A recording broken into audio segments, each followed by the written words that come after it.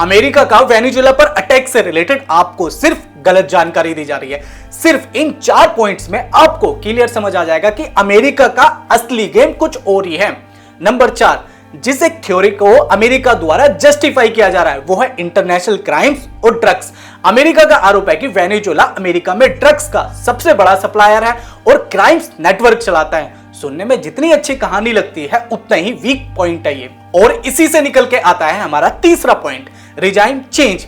इतिहास उठाकर देखो, जब भी किसी लीडर को डिक्टेटर या एंटी डेमोक्रेसी बोला जाता है तो अगला स्टेप यही होता है उसको रिप्लेस करना। और वेनेजुएला प्रेसिडेंट मादुरो को सालों से विलन दिखाया जा रहा था, क्योंकि जब एक्शन हो तब ज्यादा क्वेश्चन न पूछे जाए। और मान लो कि वो डिक्टेटर है तो वहां के लोगों का और यूएन का हक है उसे हटाने का, ना कि किसी और दूसरी कंट्री के प्रेसिडेंट को। और प्रेसिडेंट से निकल के आता है हमारा दूसरा पॉइंट, वो है जियोपॉलिटिक्स।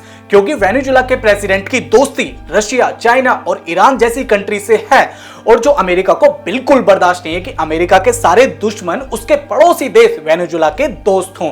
रशिया वेपन्स दे रहा था, चाइना लोन और इंफ्रास्ट्रक्चर दे रहा था और ईरान सैंक्शन से बचने के लिए ट्रेनिंग। और अब जो सबसे असली खेल वाला पॉइंट है वो है ऑयल्स और मिनरल्स।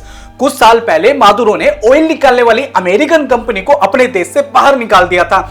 इससे अमेरिका इतना खफा हो गया था कि दुनिया के सबसे ज्यादा सैंक्शंस लाद दिए थे इस कंट्री पर। और ऑयल निकालने वाली कंपनियों ने ट्रंप को भर भर के फंडिंग दी थी कि इस आदमी से बदला जरूर लेना है, और इसी के साथ अमेरिका को दुनिया पर अपना कंट्रोल भी तो जमाना है, और उसका रास्ता जाता है ऑयल्स और मिनरल से। अब बताओ, क्या ये अटैक ड्रग्स के लिए था या ऑयल और अपना वर्चस्व के लिए था? कमेंट करो और वीडियो जरूर शेयर कर देना।